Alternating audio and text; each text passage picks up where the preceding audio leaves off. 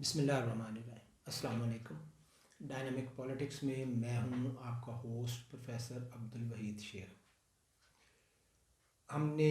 पिछले लेक्चर में एक नया टॉपिक जो है वो शुरू किया था और वो अमेंडमेंट्स इन 1973 कॉन्स्टिट्यूशन। हमारा आज का टॉपिक है amendments in 1973 constitution, 19th amendment to 17th amendment part 2। पिछले लेक्चर में हमने पहली 8 अमेंडमेंट्स का ज़िक्र किया था, उसको बाकायदा तौर पर डिस्कस किया था। फर्स्ट 7 अमेंडमेंट्स जो हैं वो 1977 तक हुई और फिर जुलाई 1977 में मुल्क में मार्शल लॉ नाफिज हुआ और 8 साल तक जनरल ज़िया-उल हक बिला शिरकत गैरे उन्होंने हुकूमत की। 1985 में इलेक्शन हुए, नॉन पार्टी इलेक्शन,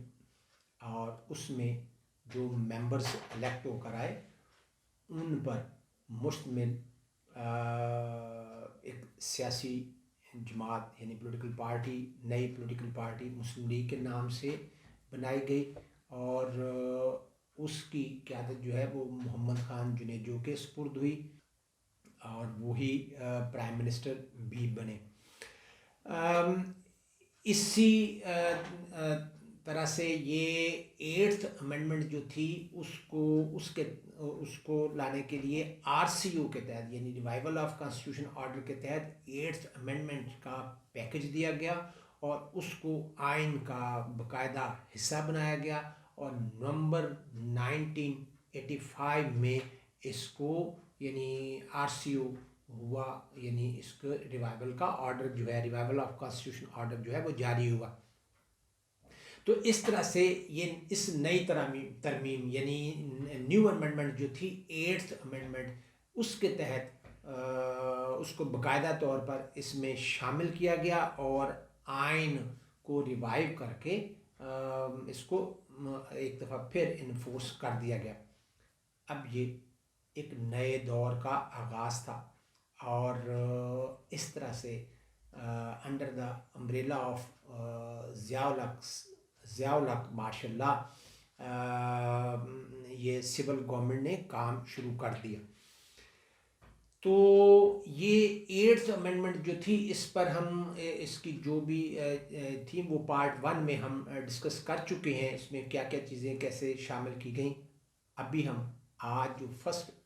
करेंगे डिस्कशन वो है 9th अमेंडमेंट। ये भी 1985 में हुई। इसमें शरीयत को मुल्क का आला तरीन कानून लॉ करार दिया गया और इस बात को भी साथ रखा गया कि मुल्क में कोई ऐसा कानून नहीं बनाया जाएगा जो इस्लामी तालीमात के ख़िलाफ़ हो और जो मुल्क में राइज शुदा कवानीन हैं उनका भी जायज़ा लिया जाएगा और उनकी शरीयत को चेक किया जाएगा। इसके साथ साथ हर किस्म की लेजिस्लेशन और पॉलिसी मेकिंग के लिए कुरान और सुन्नत को एक आला तरीन सोर्स करार दिया गया, एक आला तरीन माखज़ जो है वो करार दिया गया और तमाम जो मुरवजा कवानीन हैं उनको चेक करने के लिए और उन्हें हम आहंग इस्लाम से हम आहंग बनाने के लिए अदालती जो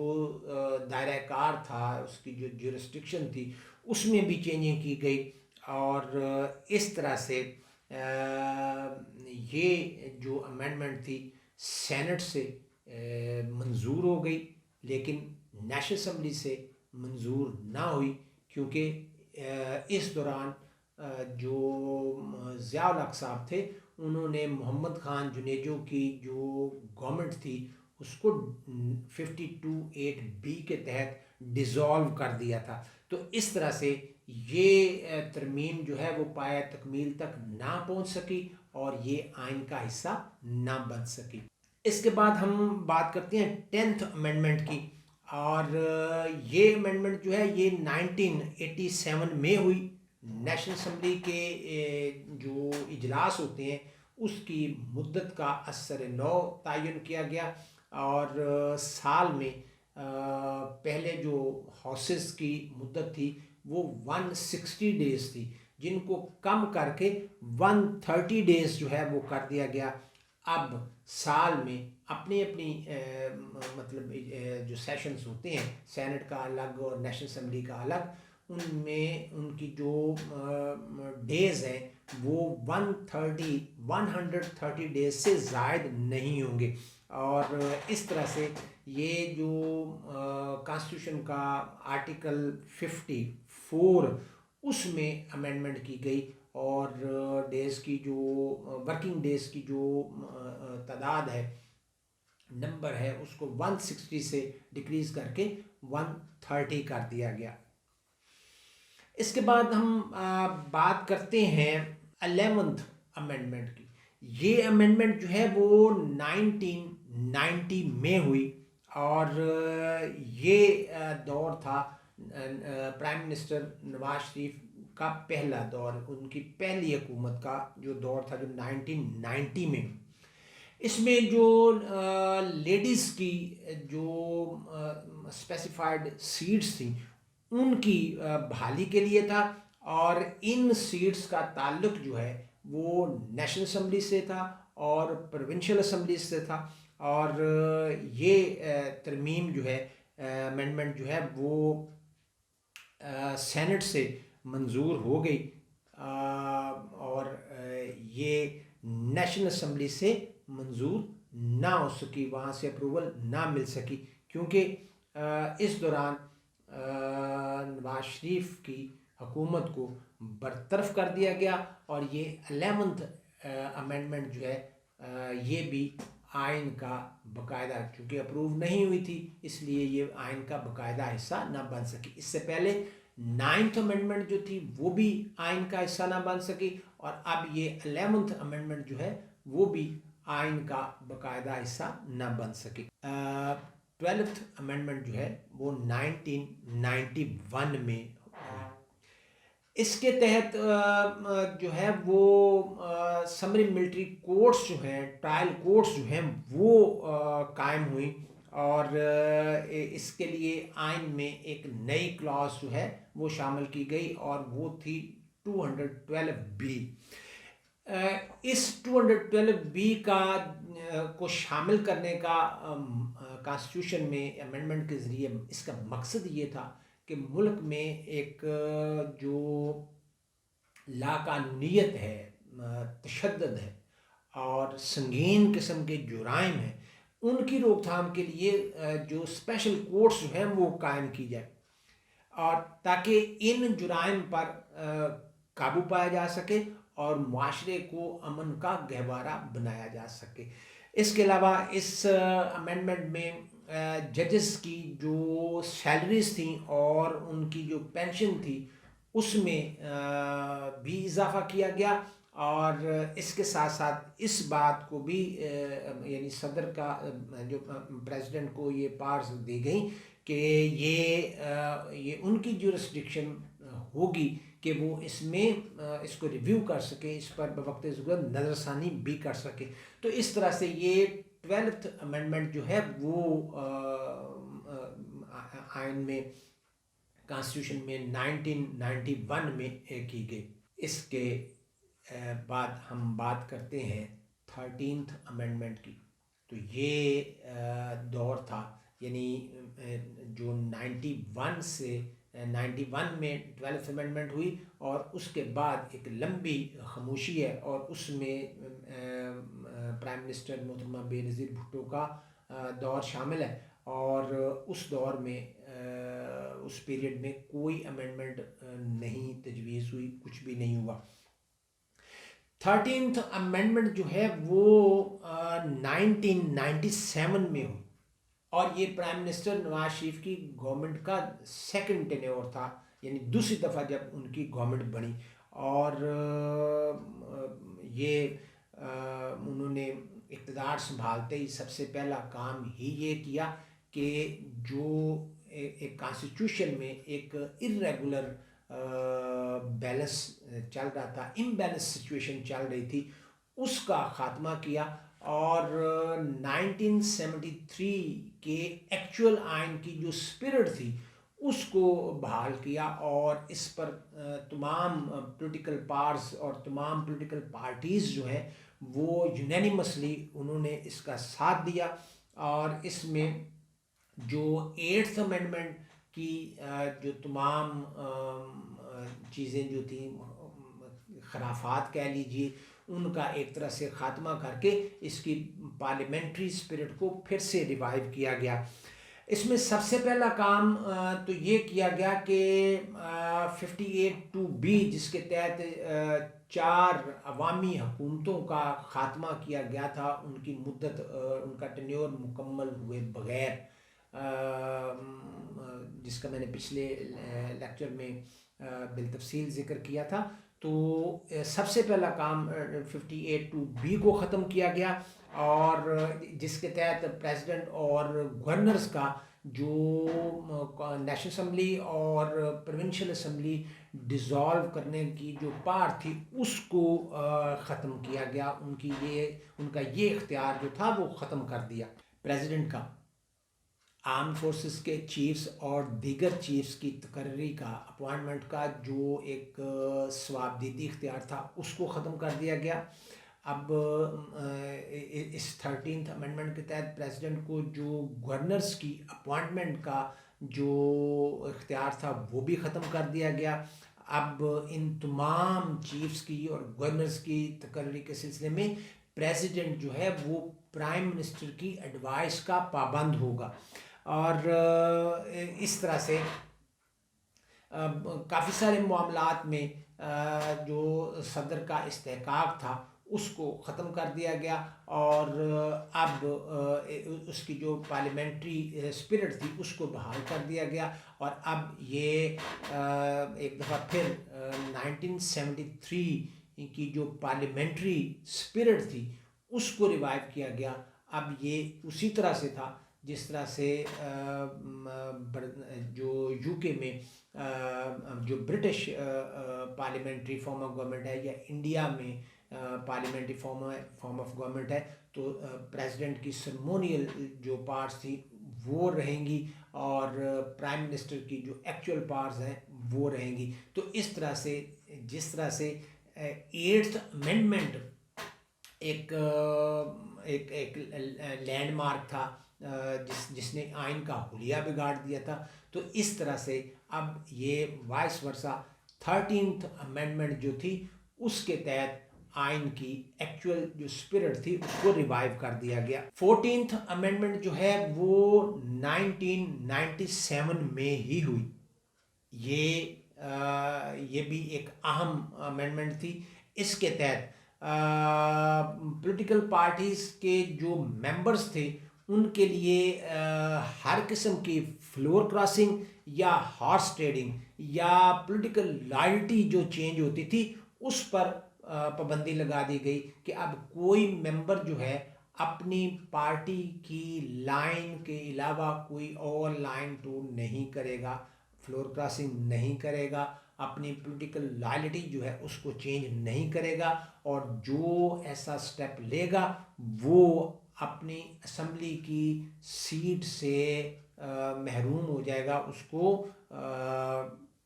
اس کو ڈی سیٹ ہونا پڑے گا، اور پارٹی کے سربراہ کو یہ اختیار حاصل ہوگا کہ وہ پارٹی کے فیصلوں کی خلاف ورزی یا پارٹی پالیسی کے خلاف اظہار رائے کرنے کی صورت میں وہ اس کے خلاف ریفرنس الیکشن کمیشن کو بھیج کر اس کو ڈی سیٹ کرنے کی سفارش کر سکتے ہیں۔ تو اس طرح اس کی اسمبلی کی جو ممبرشپ ہے وہ ختم ہو جائے گی۔ اس میں ایک اور اہم بات وہ یہ تھی کہ پارٹی جو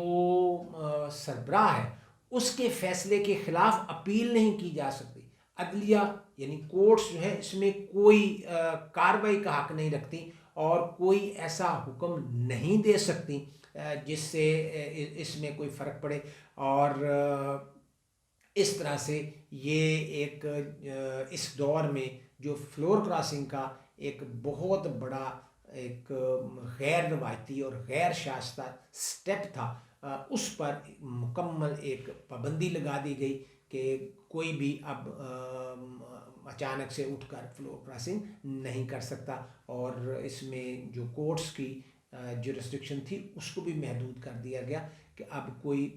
کورٹ بھی ان کو کسی قسم کا ریلیف نہیں دے سکتی۔ یہ امینڈمنٹ پارلیمنٹ سے یونیمسلی اپروو ہوئی، اور اس کو اپروو کرانے میں تمام پولیٹیکل پارٹیز نے اپنا حصہ ڈالا۔ اس کے بعد ہم بات کرتے ہیں 15th امینڈمنٹ کی۔ یہ امینڈمنٹ جو ہے وہ 1998 میں پیش کی گئی، اور اس امینڈمنٹ کی روح سے قرآن و سنت کو سپریم لا کا سٹیٹس جو ہے وہ دیا گیا۔ اس کے ساتھ ساتھ قرآن و سنت کی جو بالادستی ہے اس کو تسلیم کیا گیا، اور اس بات کا عزم اور اعادہ کیا گیا کہ اسلامی تعلیمات کو کا مؤثر طریقے سے وطن عزیز میں نفاذ کیا جائے گا۔ یہ بل جو تھا وہ نیشنل اسمبلی سے 2/3 میجورٹی سے اپروو ہوا، لیکن یہ بل سینٹ میں آگے نہ بڑھ سکا، اور جب سینٹ سے ہی اس کی اپروول نہیں ہوئی تو پھر پریزیڈنشل اپروول کا تو سوال ہی پیدا نہیں ہوتا، پھر وہاں بھی یہ نہیں آیا، یعنی سینٹ سے اپروول اور پریزیڈنشل اپروول کا مرحلہ اس میں نہیں آیا۔ اس طرح یہ جو امینڈمنٹ تھی یہ بھی کمپلیٹ نہ ہو سکی، اور اس طرح سے یہ بھی آئین کا باقاعدہ حصہ، یعنی کانسٹیٹیوشن میں اس کو شامل نہیں کیا گیا، اور یہ کانسٹیٹیوشن کا باقاعدہ حصہ نہیں بنی۔ اس سے پہلے میں آپ کو بتا چکا ہوں کہ 9th امینڈمنٹ، 11th امینڈمنٹ اور اب یہ 15th امینڈمنٹ جو ہے یہ آئین کا حصہ نہیں ہے، کیونکہ یہ دونوں ہاؤسز سے اور ان کی پریزیڈنشل اپروول نہیں ہوئی ہے، اور ان کو مطلب ادھورا ہی چھوڑ دیا گیا، نامکمل، یہ آئین کا حصہ نہیں ہے۔ 16th امینڈمنٹ جو ہے وہ 1999 میں پیش کی گئی۔ یہ کانسٹیٹیوشن کے آرٹیکل 27 اور سیکشن 1 میں یہ اس کو چینج کیا گیا۔ اس کی روح سے آئین میں سرکاری ملازمتوں میں ہر طبقے اور ہر علاقے کی مناسب نمائندگی کے حوالے سے بات کی گئی تھی۔ اس کے لیے یہ بات تھی کہ جن علاقوں کے لیے 20 سال کا کوٹا جو ہے وہ مقرر کیا گیا تھا، اس کی مدت جو ہے وہ بڑھا کر 40 سال کر دی گئی، تاکہ پسماندہ علاقے کے لوگوں کا، ان کے حقوق کا، ان کے معاملات کا تحفظ جو ہے وہ کیا جا سکے، ان کے مفادات کا تحفظ کیا جا سکے، اور اس طرح پسماندہ علاقے کے لوگوں کو بھی خوشحالی کی طرف لایا جا سکے، اور ان کو بھی ترقی یافتہ لوگوں کی سطح پر لایا جا سکے۔ تو اس طرح سے یہ 16th امینڈمنٹ جو تھی وہ بھی ایک طرح سے کوٹے کے حوالے سے تھی، اور لوگوں کی ترقی اور خوشحالی کے حوالے سے تھی، اور اس طرح سے یہ امینڈمنٹ بھی آئین کا حصہ بنی۔ اور پھر اس کے بعد یعنی 1999 میں 12 اکتوبر 1999 میں ایک دفعہ پھر ملک میں کو ہوا۔ پرائم منسٹر نواز شریف کی حکومت کابینہ جو ہے اس کو ڈیزالو کر دیا گیا، نیشنل اسمبلی کو ڈیزالو کر دیا گیا، اور ملک میں جنرل نے ایک دفعہ پھر جو ہے وہ ملک میں مارشل لا نافذ کر دیا۔ اب یہ سلسلہ جو ہے وہ آئین جو ہے کانسٹیٹیوشن اس کو سسپینڈ کر دیا گیا، اور پھر یعنی 12 کو مارشل لا لگا، اور 14 اکتوبر 1999 کو ملک میں ایمرجنسی جو ہے وہ ڈکلیئر کر دی گئی، اور اس طرح سے جو نواز شریف گورنمنٹ تھی اس کو ڈسمس کر دیا گیا، اور جنرل پرویز مشرف نے ٹیک اوور کر لیا، اور مارشل لا لگا کر ایمرجنسی جو ہے وہ ڈکلیئر کر دی۔ حکومت میں آتے ہی پرویز مشرف نے ہر شعبہ زندگی میں ریفارمز کا اعلان کر دیا، اور اس طرح سے 2001 میں لوکل باڈی الیکشن جو ہیں وہ کروائے گئے، اور پھر اس طرح 2002 میں ملک میں جنرل الیکشن کروانے کا ڈول ڈالا گیا، اور یہ تمام کام جو ہے وہ ایل ایف او کے ذریعے جو ہے وہ کیے گئے، اور ججز کے حوالے سے پی سی او جو ہے وہ نافذ کیا گیا، اور دیگر جو معاملات تھے، ان کے احکامات تھے، رولز تھے، ریگولیشنز وغیرہ وغیرہ جو کچھ بھی تھا، ان کو قانونی تحفظ دینے کے لیے ایک دفعہ پھر 8th امینڈمنٹ کی طرز پر 17th امینڈمنٹ کی گئی، جس میں ایل ایف او، پی سی او اور دیگر جو رولز اینڈ ریگولیشنز تھے، اور جو ایمرجنسی تھی، اور جو مارشل لا کے تحت اٹھائے گئے سٹیپس تھے، ان کو انڈیمنٹی دینے کی بات کی گئی،